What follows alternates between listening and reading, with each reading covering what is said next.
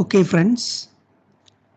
So in this lecture, we'll do a numerical example to illustrate the QV model analysis and how the QV model analysis it helps to infer on the voltage stability of the system. So we have a system shown here. The sending end bus is this one, which has the voltage V1 equals 1 angle 0. This is the reference bus and a transmission line connected to the reference bus, and it is further connected to a receiving end bus having voltage V2 angle theta. Now to the receiving end bus, we have reactive power injection QI. Say the reactive power is injected from a shunt capacitor. Then from the receiving end bus, we have a load connected through a transformer. Now the active and reactive power delivered to the load are P2 and Q2. So it's also given. Now this is our system. Now let's draw the equivalent pi circuit for this system. So this is the equivalent pi circuit for the system. So the sending end voltage is represented here at the input terminal. V1 equals 1 angle 0. Then the series admittance is shown, which is of the transmission line YSC. Then the shunt admittances of the legs of the pi circuit are given as YSH and YSH, and the output voltage or the receiving end voltage is represented by V2 angle theta. So this is the corresponding pi circuit, equivalent pi circuit representation of the line shown in figure A, the schematic diagram in figure A. Now the values of series and shunt admittances are given. The value of series admittance is 2.142 minus J to 24.973 per unit, and the value of shunt admittance is 0 plus J 2.076 per unit. Now we know the equations for P and Q, active power and reactive power, in terms of theta and V. So we have different functions of theta and V to represent the active and reactive power. So the first function is f of theta V, representing active power, and the second function is g of theta V, representing the reactive power. Now find the expressions for Jp theta, Jpv, Jq theta and Jqv defined by the linearized load flow equations. So in the linearized load flow equations, we have the Jacobian relating P, Q, V and theta.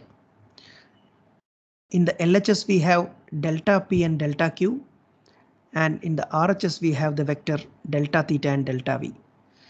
Now to relate these two, to connect these two vectors, we have the Jacobian, and we are interested in finding the eigenvalue and eigenvector, eigenvalues and eigenvectors for the Jacobian. Now, but we are actually interested in reduced Jacobian. We'll come to that before moving on to the reduced Jacobian, because reduced Jacobian is associated with the bus under consideration, or the bus in which we are interested. Here we have two buses, 1 and 2, and 2 is the receiving end bus, and obviously we would be interested in the voltage profile of the receiving end bus 2, bus number 2, or we are interested in the voltage V2. So accordingly we have to apply conditions that we will see in the coming parts of the lecture.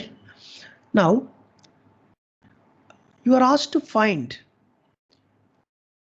the voltage stability by computing the eigenvalues of the or determine the voltage stability by computing the eigenvalues of the reduced QV Jacobian matrix, and some data are given. When P2 equals 1500 megawatts, that is the receiving end bus load demand is given as 1500 megawatts. Then calculate the eigenvalues of the reduced QV Jacobian matrix and VQ sensitivities with the following different reactive power injections. We know that in the receiving end bus we have the reactive power injected from the shunt capacitor. So if that injected reactive power changes, that is initially it is 500 MVAR, then it is 400 MVAR, then values of QI close to the bottom of the QV curve. In the QV curve we have on the horizontal axis voltage and on the vertical axis reactive power. So it's a trough like curve. We have already studied it in our previous lectures. So near to the trough, what are the values of the values of QI for the values of QI nearer to the trough? What about the voltage stability? Or what about the eigenvalues, so that we can determine the voltage stability? That is also asked. Now, assume that for the purpose of analysis, the load and reactive power source have constant PQ characteristics. Now you are asked to determine the voltage stability by computing the eigenvalues of the reduced QV Jacobian matrix for different PQ values. P equals 1500 and Q equals 450 MVAR. This is QI. Q injected equals 450 MVAR, and in the second part, P equals 1900 megawatts and QI equals 950 MVAR. Assume that reactive power QI is supplied by a shunt capacitor. Now, let's see the admittance matrix. To find the admittance matrix, we need to calculate Y11, Y12, Y21 and Y22. Small y11, small y12, then y21 and y22. Capital Y is the admittance matrix. Now we have two buses, that is why it's a 2 by 2 matrix. We know that. These are basic things, but I am just explaining. So to find y11, you need to add YSH and YSC, right? Similarly, we have to find Y22, another diagonal element of the admittance matrix. To find that, we have to again add YSH and YSC. So YSC and YSH are given here. Now we have minus 24 here and plus 2 here. So minus 22 point something will come as the imaginary part, and 2.142 is the real part. So you can see this here in the admittance matrix. Y11 value is 2.142 minus J22.897, and Y22 is also 2.142 minus J22.897. Now we need to find Y12 and Y21. They are just, if you take minus of Y21, you will get Y12, and YSC is given, directly given. So YSC we are taking, and according to the position, if it is 2 and 1, then minus 1 whole raised to 2 plus 1 we'll take. So accordingly negative value we'll take. So this will become minus 2.142 plus J24.973. So that is what we have obtained here. Okay, so like that we have now found out the Y matrix, the admittance matrix. Now we are going to apply this in the load flow equations.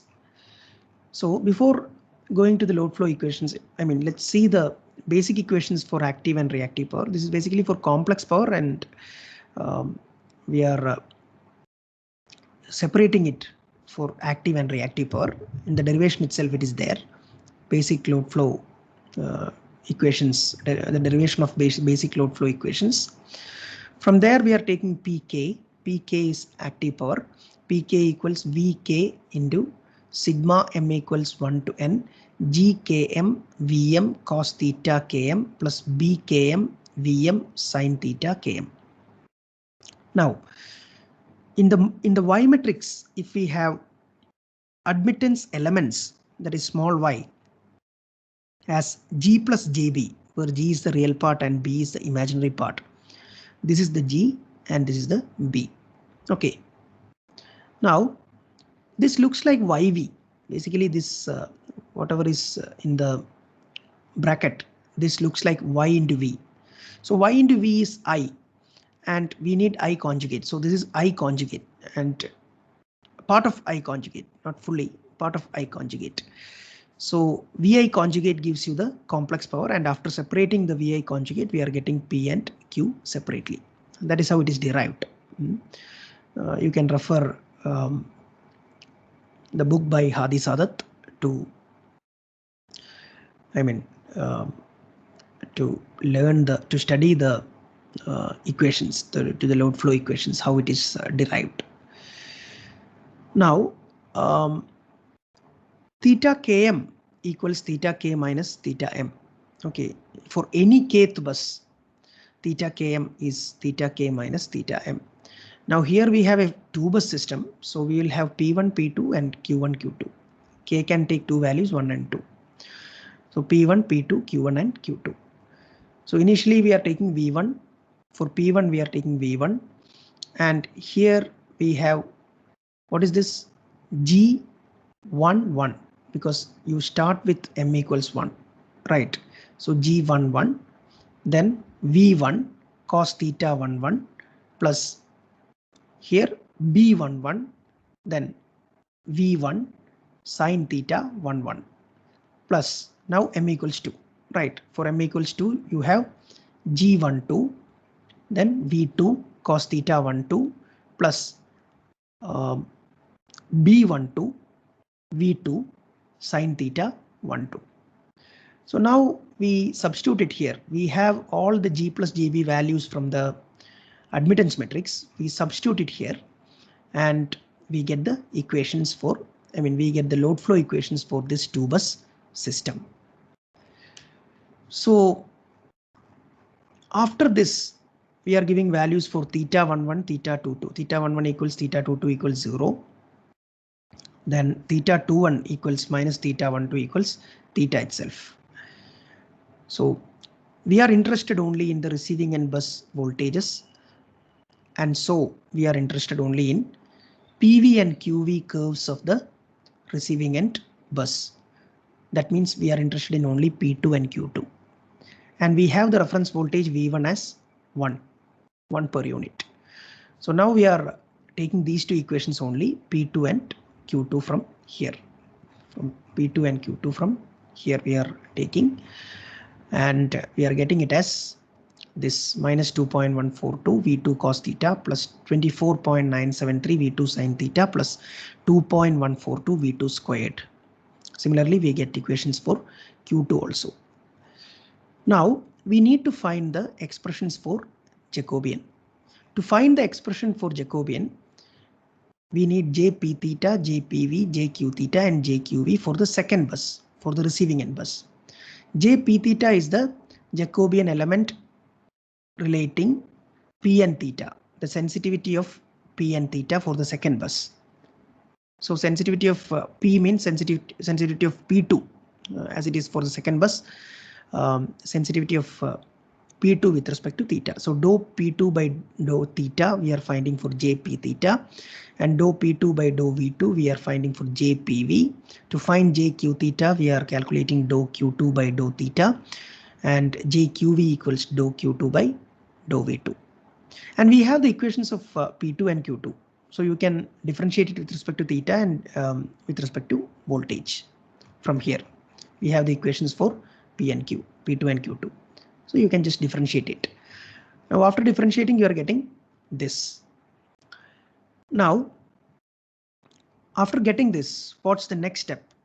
The next step is to find the reduced Jacobian. For finding the reduced Jacobian, we take delta P as 0 because we need the relation between QV only. We are interested in QV curve only, QV curve of the second bus or the receiving end bus only. So we are taking delta P equals 0. Now delta P in the sense for the second bus it's delta P2. Delta P2 equals 0. So delta P2 equals Jp theta delta theta plus Jpv delta V2, and delta Q2 equals Jq theta delta theta plus Jqv into delta V2. These are the linearized power flow equations. From there we are finding the delta Q2. Delta Q2 is Jqv minus Jq theta Jp theta inverse Jpv into delta V2. So this is what gives you the QV sensitivity. This is JR, the reduced Jacobian JR. So JR into delta V2 equals delta Q2, right? Delta Q2 equals JR into delta V2. Refer to the previous lecture where reduced Jacobian is explained. The same thing is being used here.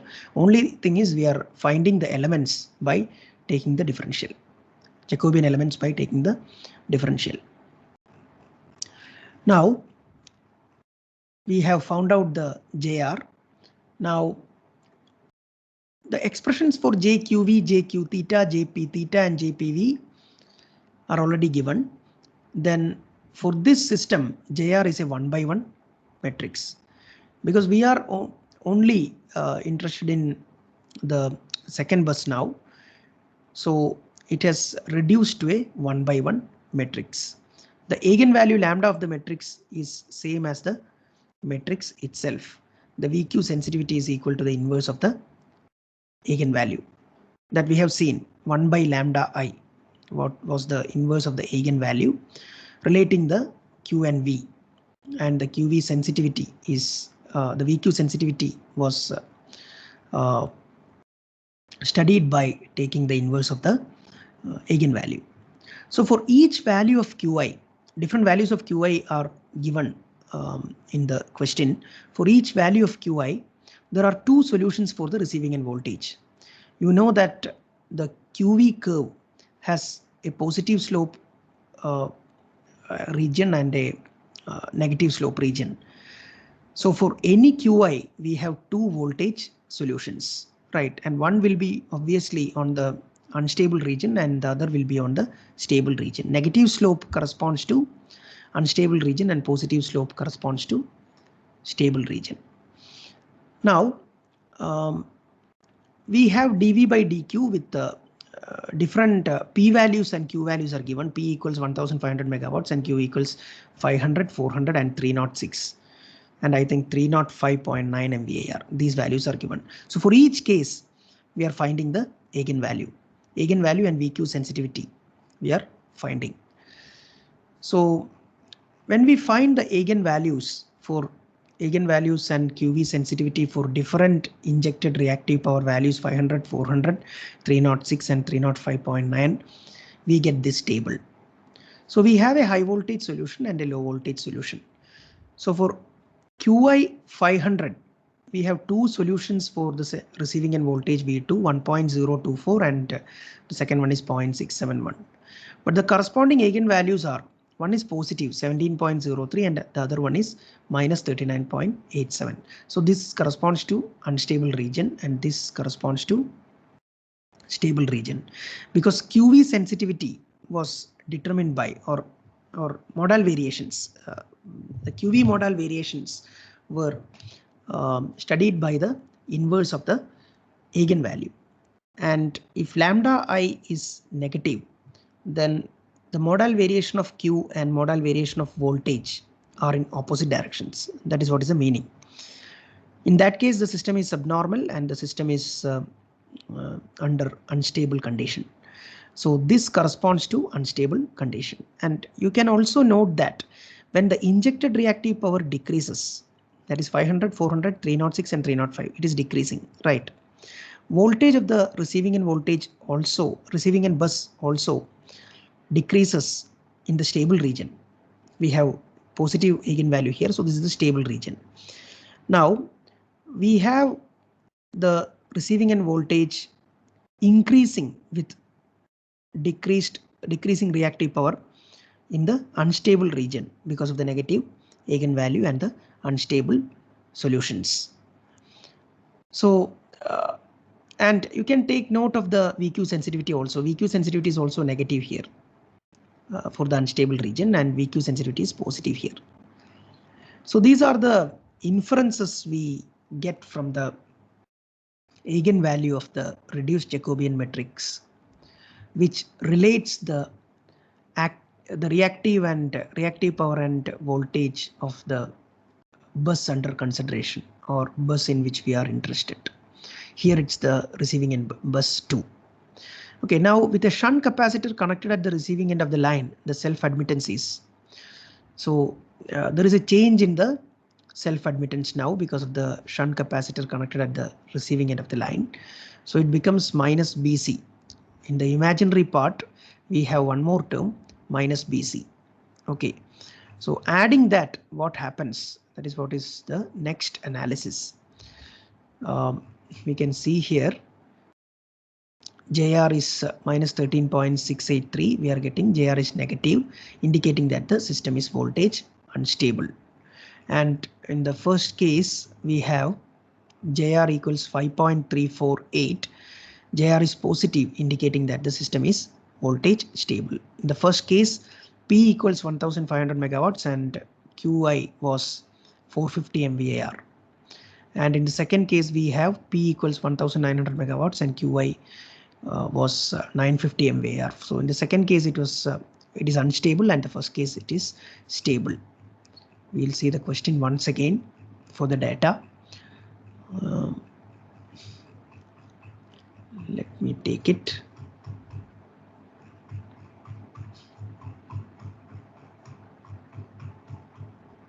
Yes, QI 950 MVAR and P 1900 megawatts in the second case. So for this case, the system is unstable, and for this case, the system is stable.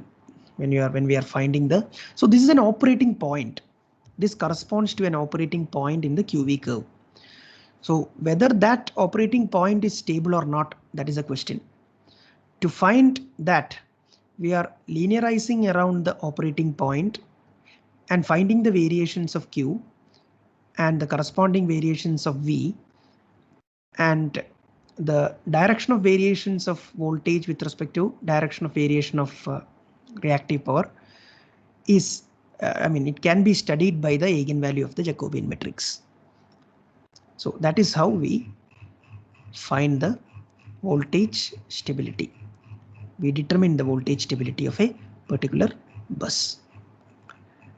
You can, do this problem in an elaborate manner using calculators and writing each equation step by step. Then you will understand better. Thank you.